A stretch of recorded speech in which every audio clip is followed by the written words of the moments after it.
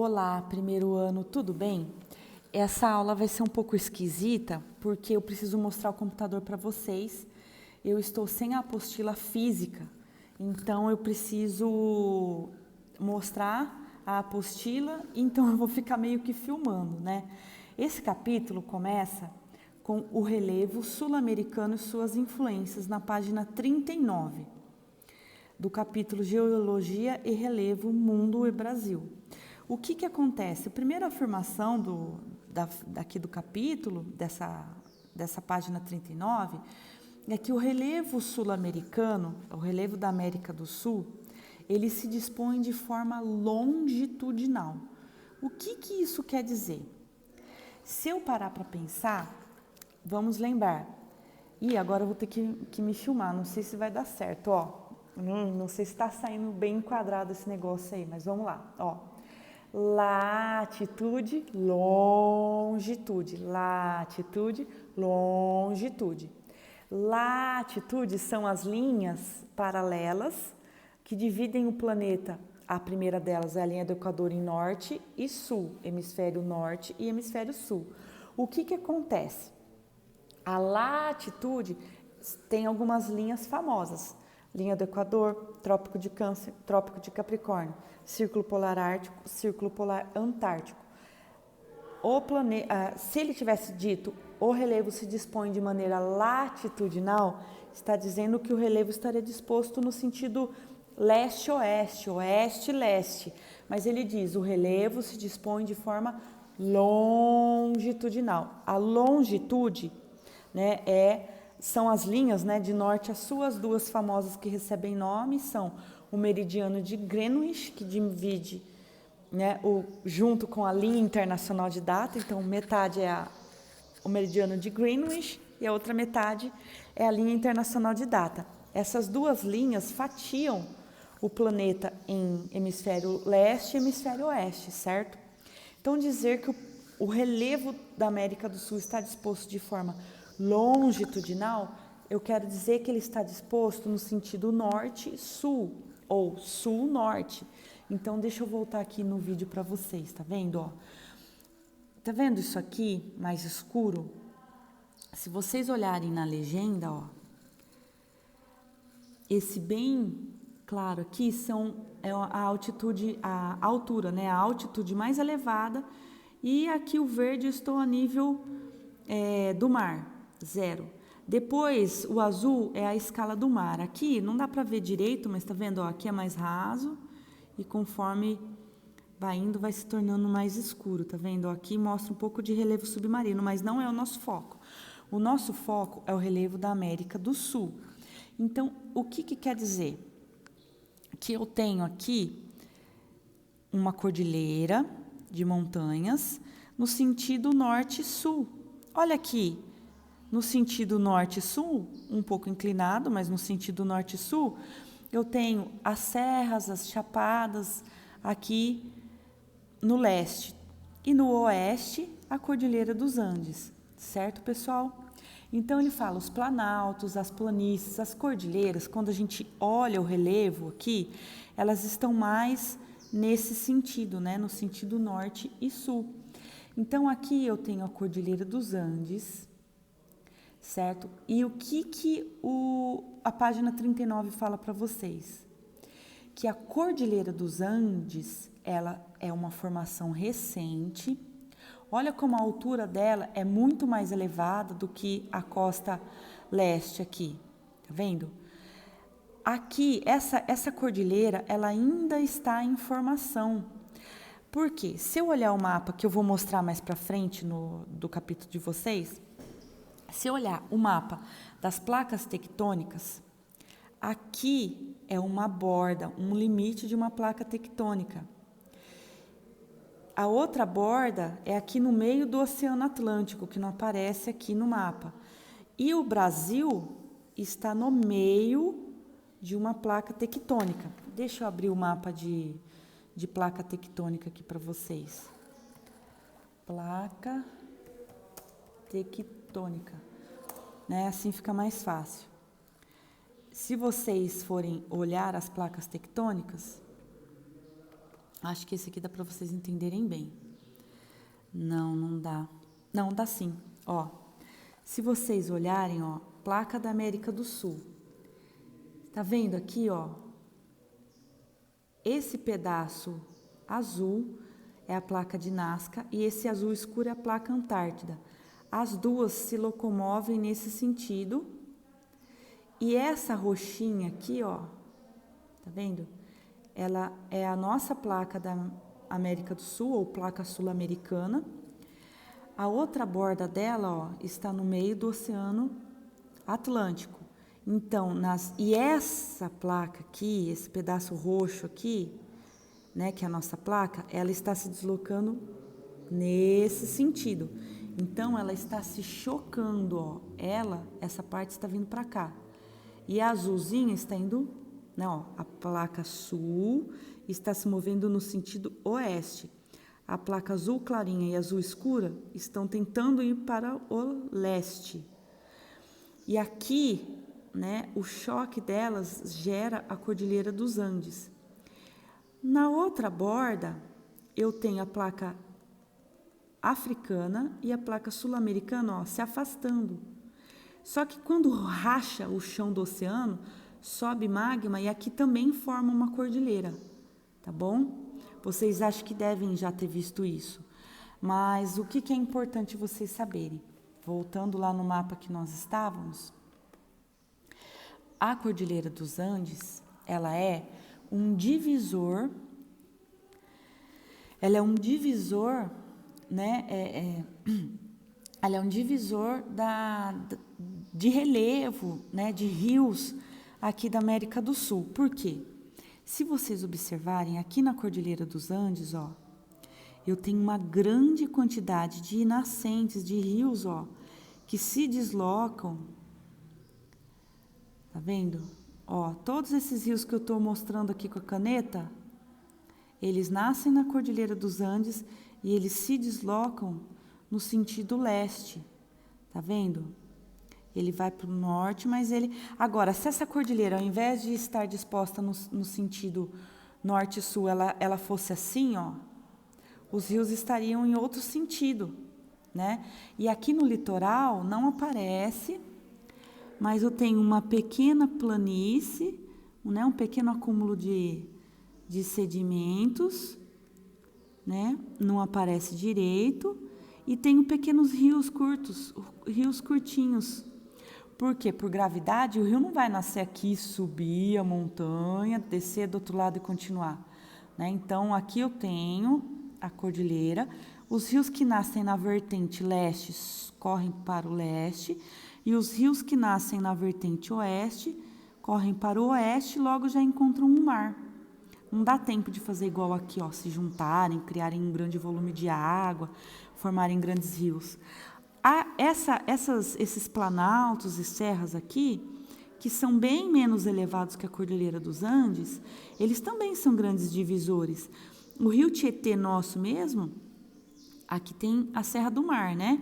O nosso riozinho Tietê, se ele tivesse nascido na vertente leste da montanha, ó, imagine assim, aqui tem a montanha, né? Aqui está o Oceano Atlântico e aqui o continente.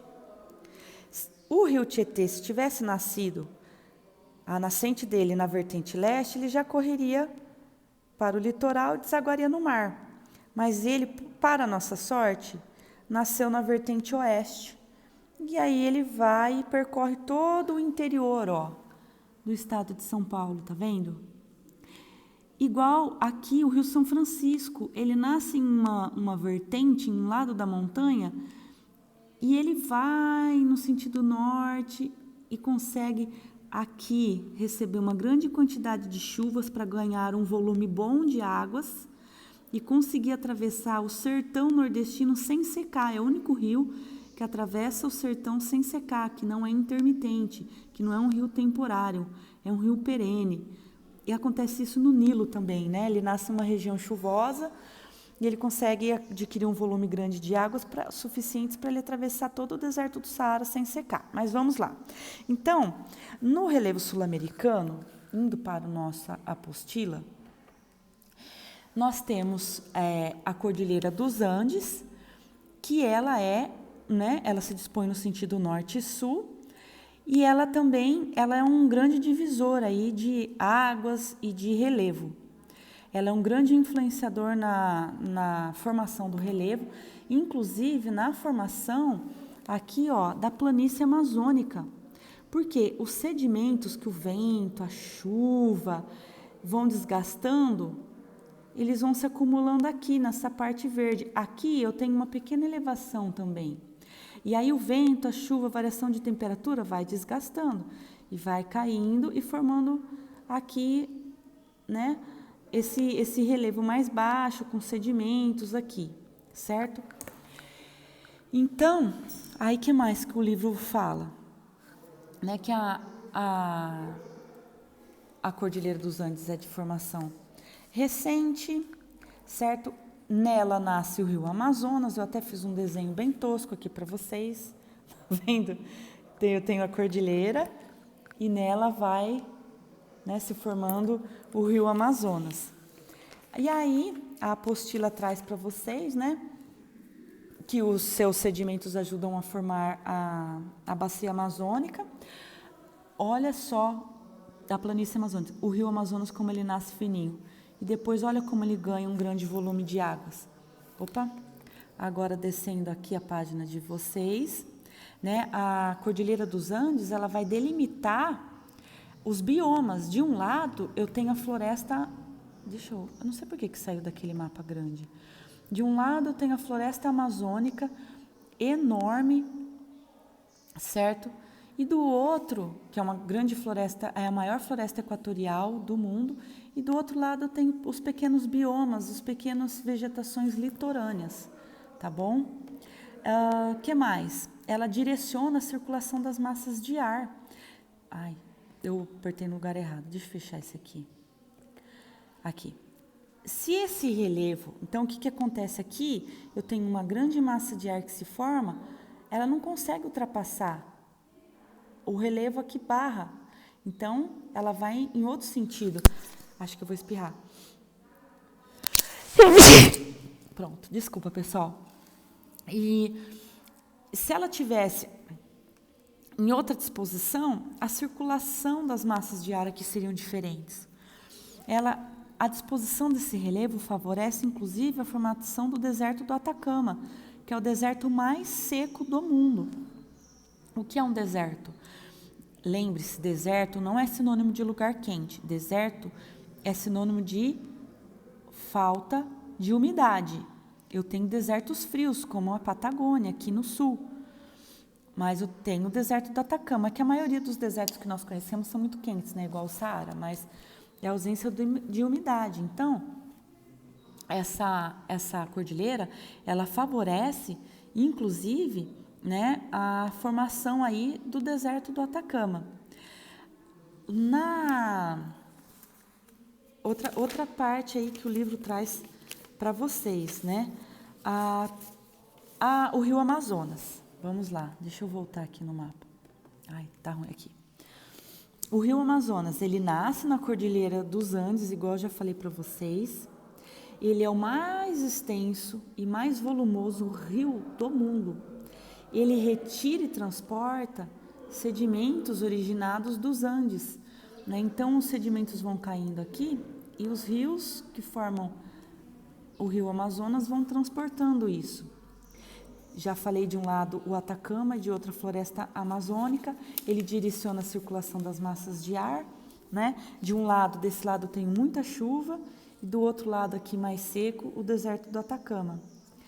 O ar úmido do Oceano Atlântico e a floresta amazônica umedecem essa área. E aqui mesmo ela chove, ela não consegue ultrapassar para o outro lado, E que mais? Aí a gente tem que olhar no mapa de vocês, da apostila, o mapa da página 35, que esse mapa é aquele mesmo mapa que eu estava mostrando para vocês pela internet. Deixa eu voltar aqui no mapa da página 35. Aqui, tá vendo? É aquele mapa lá que eu estava mostrando para vocês pela internet, certo? E aí a gente tem aqui, ao norte, na Venezuela, a planície do Orinoco, ao norte dos Andes, né? Deixa eu voltar no outro mapa, que outro mapa dá para ver melhor. Deixa eu subir um pouquinho. Aqui.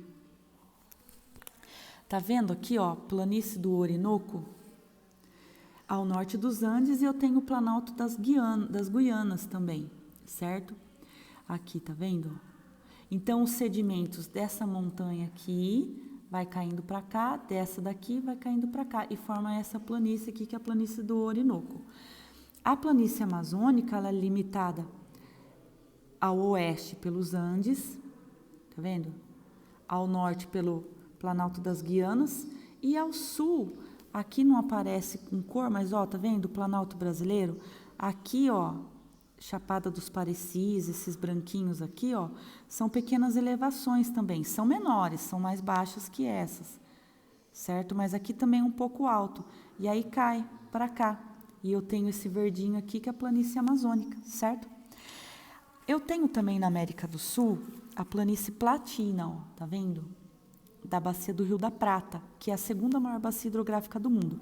A primeira é a bacia amazônica, a segunda é a bacia platina.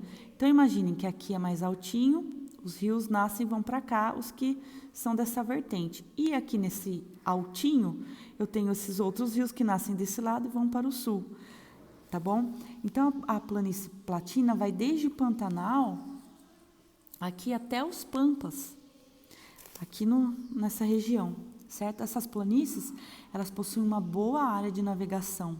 Faz muitos anos, desde a época dos índios, que é praticada a navegação na planície platina. Tanto para escoar as riquezas do continente também, né? Então, eu tenho desde o Rio Tietê, ó, o Rio Paraná, o Rio Paraguai, aqui no Pantanal, o Rio Paraguai, eles se juntam aqui ainda Rio Paraná, aí aqui tem o Rio Uruguai, ó, e aí se junta, forma o Rio da Prata e deságua no mar. Então, assim, eles são rios de planícies, né? Bem navegáveis e de planaltos, com no caso aqui perto de nós, em Barra Bonita eu tenho a eclusa, que é um elevador de navio, né? Então, os planaltos, eu tenho aqui o Planalto Central Brasileiro, tá vendo? Eu tenho aqui, que eu já falei para vocês, o Planalto das Guianas, e o Planalto das Guianas e o Planalto Central Brasileiro, eles são muito antigos, são mais antigos que a Cordilheira dos Andes. Então, eles já são desgastados, eles têm uma altimetria, uma altitude mais baixa, tá vendo que a cor deles aqui é mais clara do que aqui? Certo? Com exceção do Planalto da Bolívia. Deixa eu ver se ele aparece aqui, ó, Planalto da Bolívia, tá vendo? Que ele é resultado também da atividade orogênica aqui dessa região, né? Orogenia é surgimento de montanhas. Então, com exceção do Planalto da Bolívia, que ele surgiu da elevação dos Andes, esses outros planaltos aqui são muito antigos. E os rios, né, possuem um grande potencial energético que favorecem a instalação das usinas hidrelétricas. Olha que legal, eu tenho um clima úmido, um relevo de encostas, né, e eu tenho mais os desníveis, isso favorece o surgimento das hidrelétricas, como a usina de Itaipu, certo? Aqui na região, deixa eu ver se eu consigo mostrar aqui para vocês, aqui, ó, nessa área aqui, eu tenho a usina de Itaipu, que já foi a maior usina hidrelétrica do mundo, né? E em relação aos seres humanos, eu tenho um problema de ocupação, porque muitas áreas de encostas são ocupadas, as pessoas vão morar no barranco, e aí eu tenho erosões, deslizamentos com vários danos, muitas mortes, principalmente na época das chuvas, né? O que mais, pessoal? Nas planícies aqui, né, eu tenho os problemas aqui das enchentes.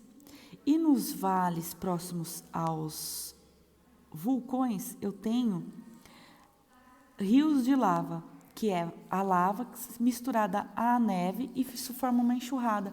A apostila de vocês traz até uma imagem disso. Deixa eu descer aqui. O duro é eu voltar lá, mas deixa eu voltar. Ó, aqui. Aqui é uma embarcação sendo usada como transporte no Rio Paraguai.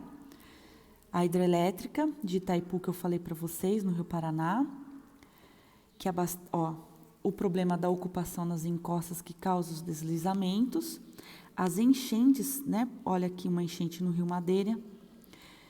E aqui, pessoal, pelo incrível que pareça, isso aqui é um lar, que é um rio de lava, é uma enxurrada de lama misturada à neve na cidade de Armero, na Colômbia, nas encostas aí da Cordilheira dos Andes, que lá tem muita atividade vulcânica, né? E aí nós vamos entrar para a parte, né, da apostila que fala do compartimento do relevo brasileiro.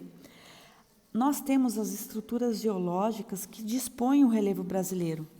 A geomorfologia é o estudo do relevo, as suas formas e a sua dinâmica. E aí nós tivemos 3 professores que classificaram o relevo brasileiro. O professor Haroldo de Azevedo, o professor Aziz Abissab e o professor Jurandir Luciano dos Sanches Ross. Esse eu conheci pessoalmente. E o Luciano complicou a nossa vida. O Jurandir Luciano dos Sanches Ross. Mas mais para frente eu vou mostrar o mapa deles. Antes disso, eu tenho que explicar para vocês o seguinte, vocês já sabem, o relevo, ele é esculpido e criado pela ação dos seus agentes. Quem constrói o relevo? Os agentes internos e os agentes externos. Quem fez isso aqui que eu estou mostrando para vocês? Os agentes internos são os agentes endógenos. O que é o agente endógeno? É o tectonismo, é a movimentação das placas tectônicas que se chocam e formam... Ai, será que eu consigo? Eu tenho certeza que acho que eu vou derrubar esse negócio aqui. Eu queria mostrar com a minha mão para vocês. Não sei se eu vou conseguir. Deixa eu ver se eu não derrubo. Ó, uma placa tectônica, outra placa tectônica. Elas estão se chocando. Ó, isso não gerou uma montanha? Né? Então, aqui eu tenho os agentes endógenos, as 2 placas tectônicas se chocando e formando a Cordilheira dos Andes.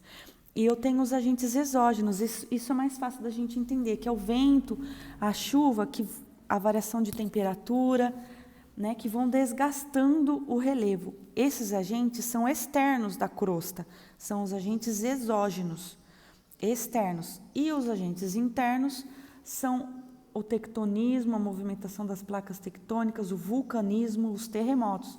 Eles vêm de dentro da crosta. Eles criam e os externos vão desgastando. E com isso eu tenho as diferentes formas do relevo, certo? Os ventos. No Brasil, né, que está ao centro, no meio da placa tectônica, lembra que eu mostrei que a placa sul-americana, uma borda aqui no meio do oceano, a outra borda é aqui. Nós estamos no meio.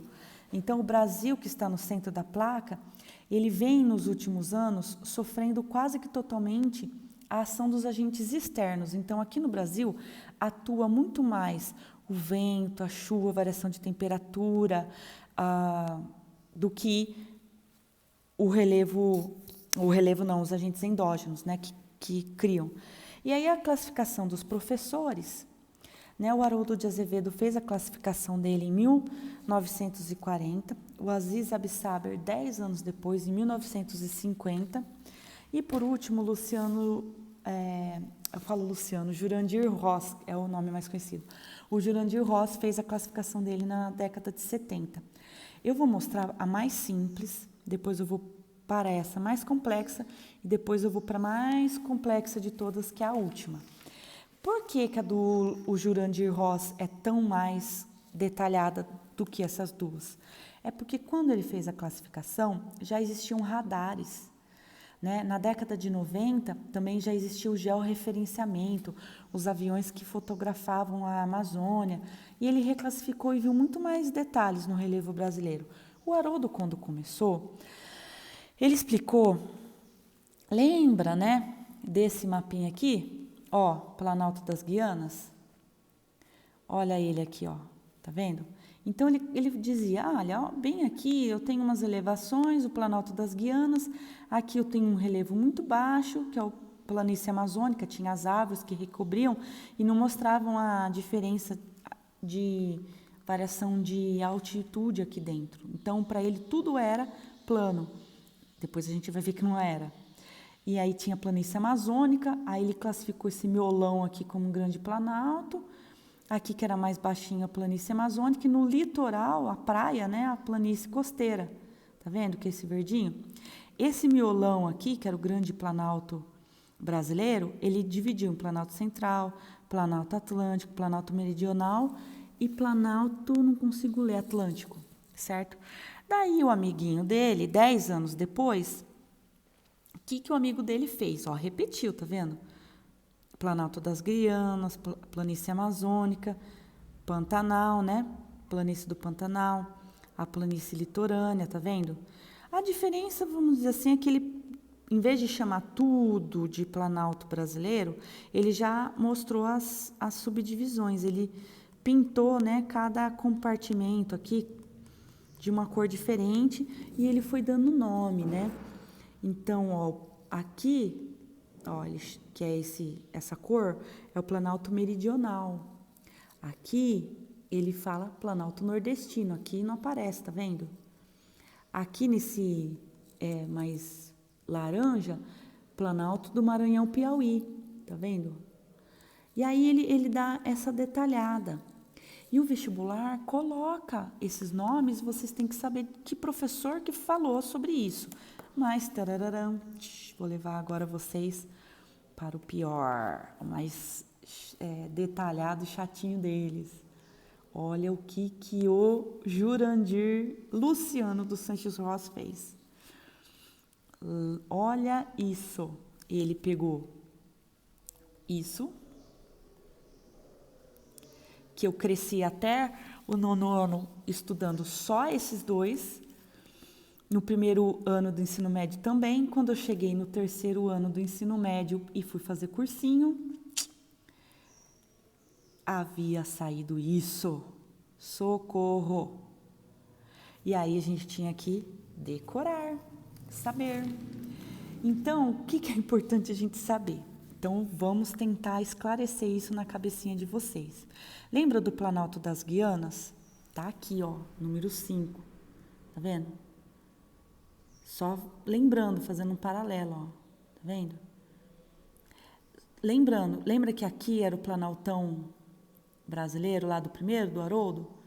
E depois só recebeu uns outros nomes com o professor Aziz? Então, tá aqui, ó, tá vendo? Então, só vamos ver tudo que estiver, né, de marrom, vamos dizer assim, são, o duro que não dá muito para fazer por cor, mas, ó, o verde são as planícies, ó, planícies, tá vendo?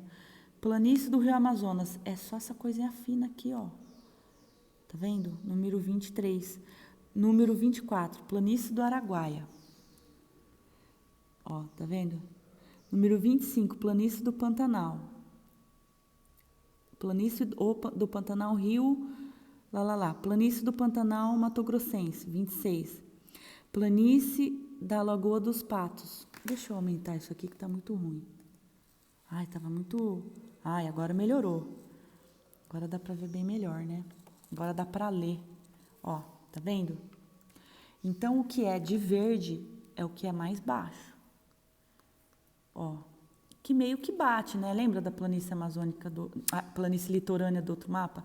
E da planície amazônica? Elas continuam, só que mais fininha a planície amazônica. E aí, ele fala de bacias sedimentares. Bom, então, ó, relevo baixo, plano, é o que está aí em verde, certo? O que está de marrom são planaltos.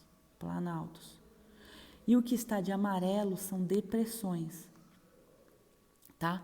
Então, ó, planícies, planaltos e o amarelo, depressões, tá bom?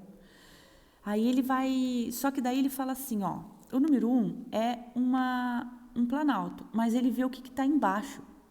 é um planalto em uma bacia sedimentar. Aí depois ele vai para número 4, por exemplo. Deixa eu achar o número 4. Número 4. Número 4. Ô, socorro. Achei. Aqui, Parecis. Planaltos e chapadas dos Parecis. Tá vendo? Ele já viu que não está em cima de uma bacia sedimentar. Ele está em cima de uma intrusão residual. Isto é, aqui embaixo tem lava e aqui em cima aí tem esse planalto que foi desgastado. Entendeu? Ele viu isso. Aqui, ó, planaltos residuais norte-amazônicos. É o antigo planalto das Guianas, né?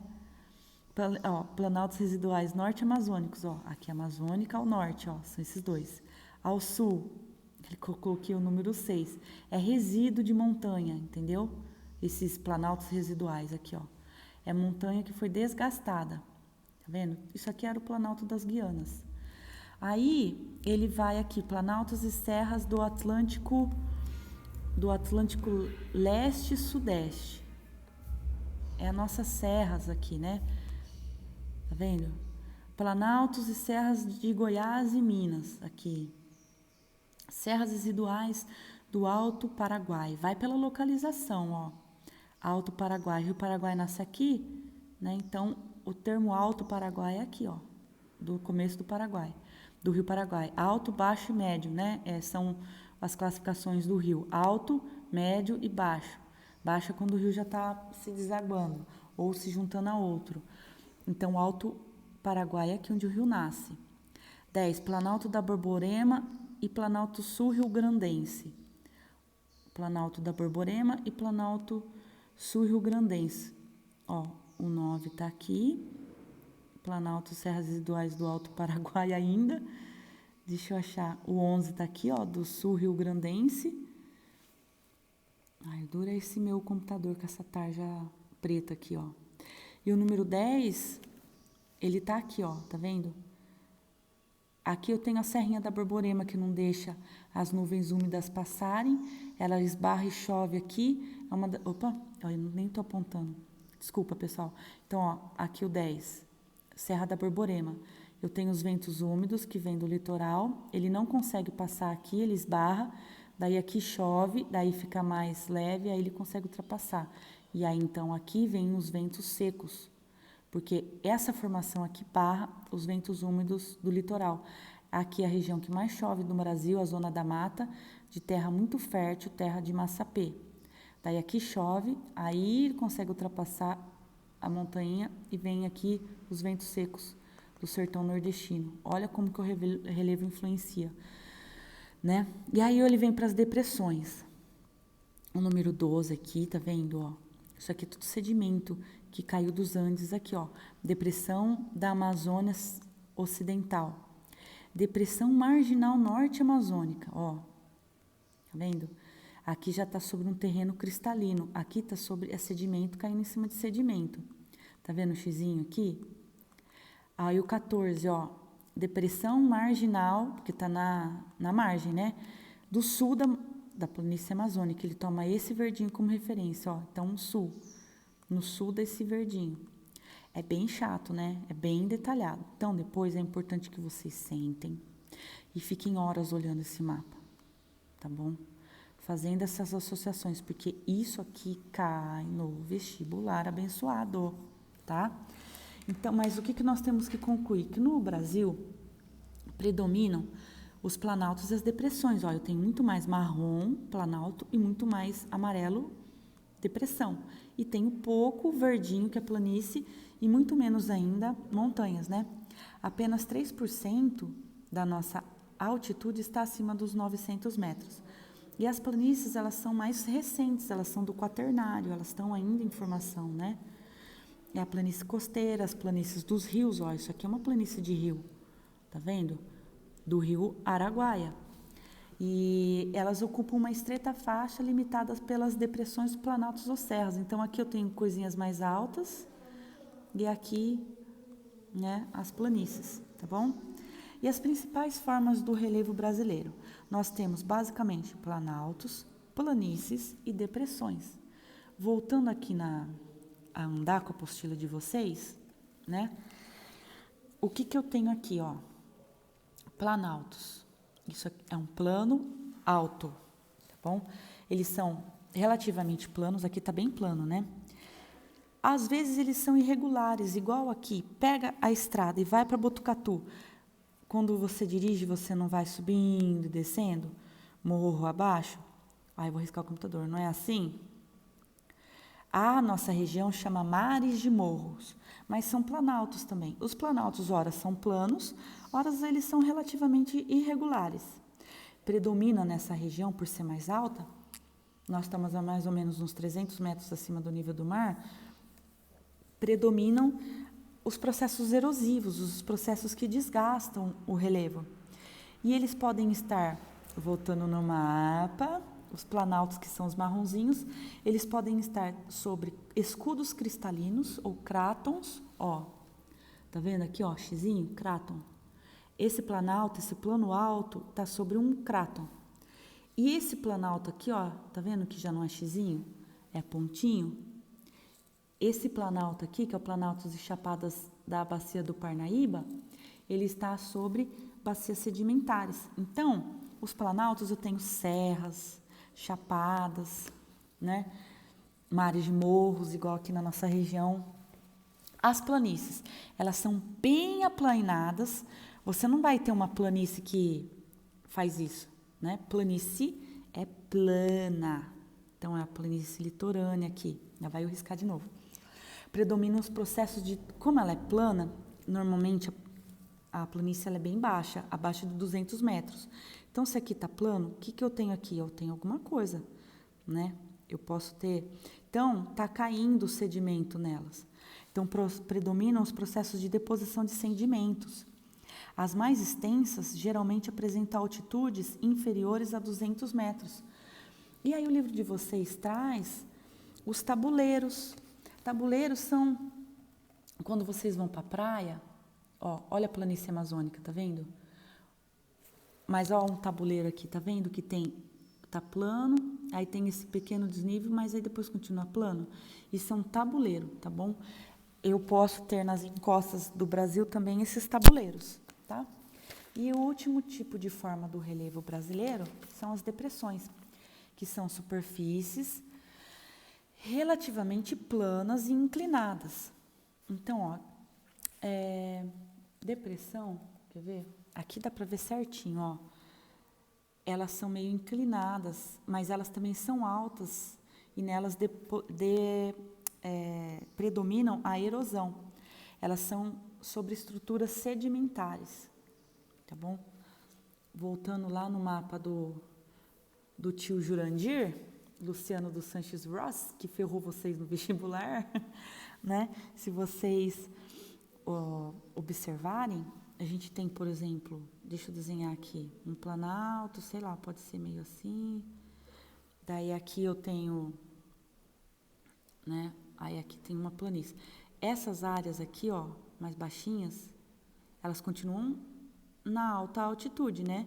Tá vendo que tá alto? Mas essas partezinhas aqui que são as depressões. Elas são tipo, não são buracos, mas são essas... Opa, ai, agora que eu quero descer não desce. Diacho, desce. Ah, agora tá indo. Ó, tá vendo? Elas são áreas, né, suavemente inclinadas, mas que estão ainda em lugares elevados. Elas não são planícies. Elas estão no alto, então elas são depressões. Em volta delas, eu tenho os planaltos. Então, voltando no mapa do Jura, ó, em volta das depressões, ó, eu tenho sempre planalto, ó. Plano alto, tá vendo? Ó, entre um planalto e o outro. Então, aqui, ó, tem uma montanha que faz aqui volta a subir. Então, eu tenho uma chapada aqui, aqui faz assim, aqui eu tô outra chapada. Então, essa parte aqui mais baixinha, mas ainda no alto, é uma depressão e nela predominam os processos erosivos também, tá bom? E o relevo brasileiro é muito dinâmico, não parece, porque o tempo geológico é muito maior do que o tempo o tempo geológico é muito maior do que o tempo humano. Então, a gente fala em milhões de anos. O Brasil já teve altas montanhas igual os Andes aqui, né? Igual os Andes. Hoje, a gente não tem a sensação de que o nosso relevo se modifica, mas ele se modifica sim, principalmente pelo processo de desgaste, né, dos agentes exógenos do relevo. Mas há 2 milhões de anos atrás, nós tivemos, 2 milhões de anos atrás, atividade vulcânica aqui nas ilhas de Fernando de Noronha, Trinidade e Martim Vaz, arquipélago de São Pedro e São Paulo, que ficam aqui. Eles são, lembra aqui não aparece, eu já fechei aquele mapa de placa tectônica, que aqui no meio tem aqui no meio do Oceano Atlântico eu tenho uma cordilheira, e aqui é a ponta do fim dessa cordilheira, e nós já tivemos há 2 milhões de anos atrás atividade vulcânica aqui. No continente, nós tivemos há mais tempo, mais de 2 milhões, né? Na era mesozoica, muito antigo, nós tivemos grandes derrames de lava, onde hoje é a calha do Rio Paraná. Eram derramamentos de lava rética. Ó, a apostila traz para vocês um mapa, tá vendo aqui? Da atividade que nós já tivemos aqui, tá vendo? Aqui, ó, esse marronzinho que já teve derramamento de lava. Aqui. Nós tivemos muitos derramamentos antigos, onde hoje são as estâncias termais, né? E os terremotos? Quando a gente tem terremoto no Brasil hoje, ele é mais por acomodação de terrenos do subsolo. Nós temos muito pouco risco de ter terremotos por choque de placa, porque a placa está se chocando aqui e está se chocando aqui no meio do oceano, nós estamos no meio, né? E nós temos muito pouco risco, certo? E nós temos, às vezes, alguns... e antes de eu mudar, olha aqui, ó, tá vendo essa montanha aqui, essa elevação? É um testemunho de atividade vulcânica que já aconteceu lá no Rio Grande do Norte. Isso aqui já foi um vulcão. Mas isso na época mesozoica, pessoal, surgimento do planeta, muito tempo atrás. Acho que o Brasil... o Brasil nem existia como ele é hoje. E aí o livro traz para vocês uma pergunta: o que essas duas formações têm em comum? Né? As fontes termais de Goiás e o Morro dos Dois Irmãos lá em Fernando de Noronha. Ambos são resquícios de atividades vulcânicas que nós tivemos há mais de 2 milhões de anos atrás. Aqui há 2 milhões de anos atrás. Aqui mais tempo ainda, mais antigo ainda, né? E aí ficaram essas águas termais quentes ainda, certo? E aí o livro de vocês traz sobre os sismos induzidos. O que são? Isso aqui, né? O tal do mapa que nós estamos no meio da placa tectônica, né? Então, as nossas atividades são mais por acomodação. E o terremoto mais forte que nós tivemos foi em Porto dos Gaúchos, no Mato Grosso. E aí o livro fala dos sismos induzidos. O que são isso? São terremotos causados pela atividade humana. Por exemplo, explosões nucleares, introdução de água e gás no subsolo, construção de barragens e mineração. O enchimento de lagos de barragens é o que mais causa tremores, mas também não se compara a tremores reais, né, de movimento da crosta terrestre. Em 1967, na Índia, aconteceu um terremoto de 6,3 pontos na escala Richter e matou mais de 200 pessoas, e foi um terremoto causado pelo homem. Foi um sismo induzido pelo homem. E no Brasil, nós tivemos, né, um tremor no Paraná, tal, que foi também por barragens, tá bom? E aí fica de tarefa para vocês fazerem, né, a página 45, 46, 47, mas são bem simples, são perguntinhas, e a hora do estudo da página 48. E o caderno de exercícios de vocês, todo o capítulo 5, tá bom? E fica isso para a semana que vem, tá? Na sexta-feira.